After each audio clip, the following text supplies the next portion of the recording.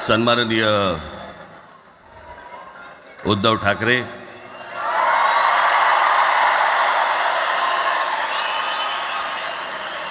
आणि माझ्या जमलेल्या सर्व तमाम मराठी बांधवांनो, भगिनींनो आणि मातांनो,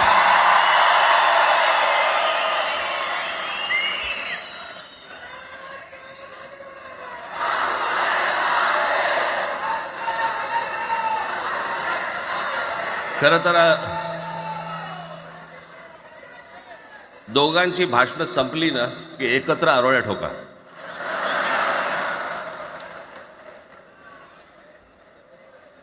खरं तर आज मोर्चा निघायला पाहिजे होता.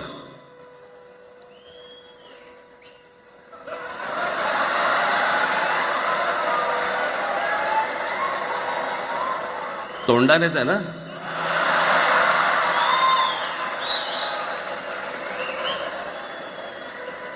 बस बस, मोर्चा खरं तर निघायला पाहिजे होता.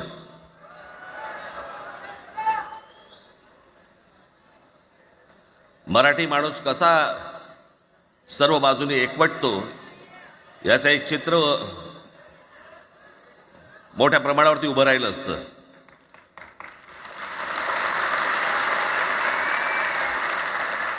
पण नुसत्या मोर्चाच्या चर्चेनेच माघार घ्यावी लागली.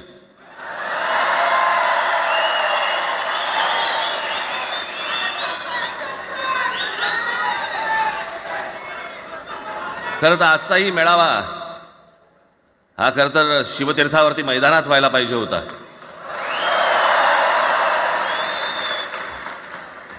मैदान ओसंडून वाहिलं असतं अख्खं. पण पाऊस आहे, पावसामध्ये सगळ्या ठिकाणी अशा प्रकारचे काही जागा मिळत नाहीत फारशा मुंबईमध्ये, आणि म्हणून आज तुम्हाला सर्वांना इथे यावं लागलं. मी बाहेर जे उभे आहेत त्यांची मी दिलगिरी व्यक्त करतो की त्यांना आतमध्ये येता नाही आलं, परंतु आता काही स्क्रीनवरती आठवा.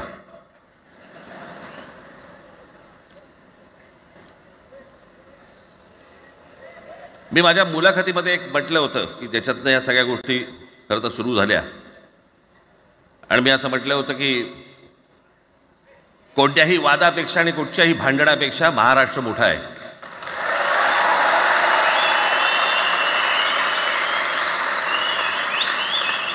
आज जवळपास 20 वर्षानंतर मी आणि उद्धव आम्ही एका व्यासपीठावरती आज येतो आहोत.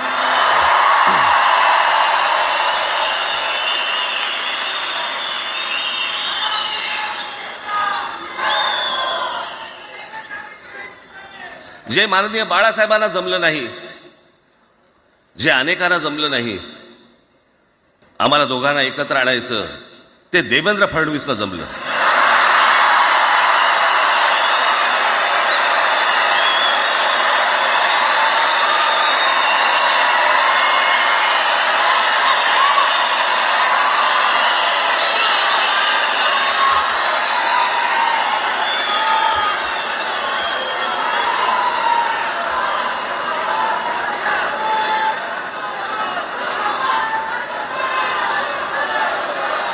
आता बऱ्याच सगळे चॅनल्सचे सगळे कॅमेरे तिकडे लागलेत, इकडे लागले, इकडे लागलेत.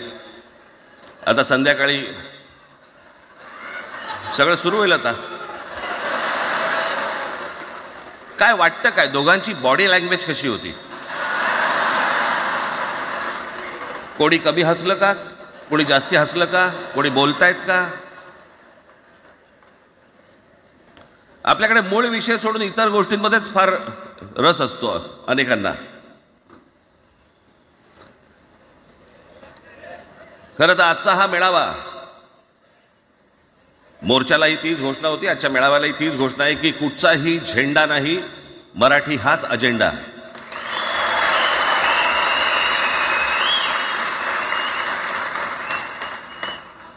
माझ्या मराठीकडे, माझ्या महाराष्ट्राकडे वेडावाकड्या नजरेने पाहायचं नाही कोणी.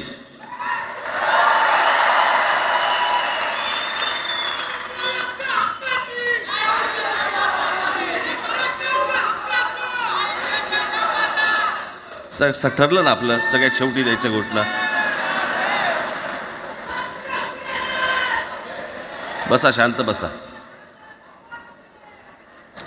खरं तर हा प्रश्नच अनाठायी होता, काही गरजच नव्हती. हे कुठून अचानक हिंदीचं आलं मला काही कळलं नाही मला.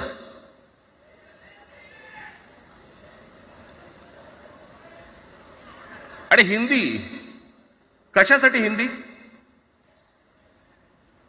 कोणासाठी? हिंदी त्या लहान लहान मुलांवरती जबरदस्ती करताय तुम्ही.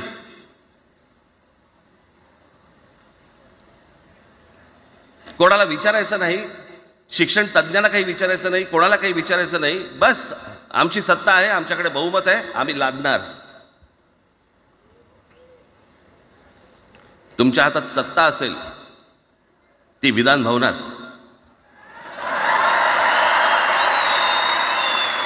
आमच्याकडे सत्ता आहे रस्त्यावर.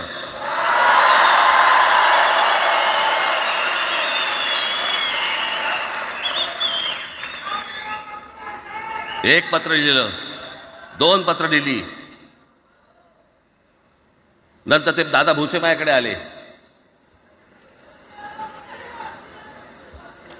मला म्हणाले की आम्ही काय म्हणतो एवढं समजून तर घ्या, एवढं काय म्हणतो एवढं ऐकून तर घ्या. म्हटलं दादा तुम्हाला एक गोष्ट सांगतो, तुम्ही काय सांगता ते ऐकून घेईन पण ऐकणार नाही.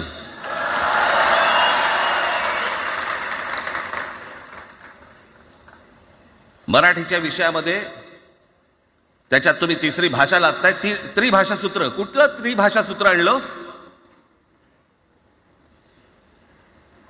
त्रिभाषा सूत्र ज्या वेळेला आलं ते फक्त सेंट्रल गव्हर्नमेंट आणि राज्य सरकार, केंद्र सरकार आणि राज्य सरकार यांच्यामधल्या दुव्यासाठी म्हणून हे त्रिभाषा सूत्र फक्त आणलं. आज कोर्टातही नाही, तुम्ही हायकोर्टात जा, सुप्रीम कोर्टात जा, इंग्रजीमध्ये सगळ्या गोष्टी होतात. कुठे आहे त्रिभाषा सूत्र? मग मला सांगायला लागले म्हणे केंद्रीय शिक्षण धोरणामध्ये, त्या धोरणातही नाही, केंद्राच्या शिक्षण धोरणात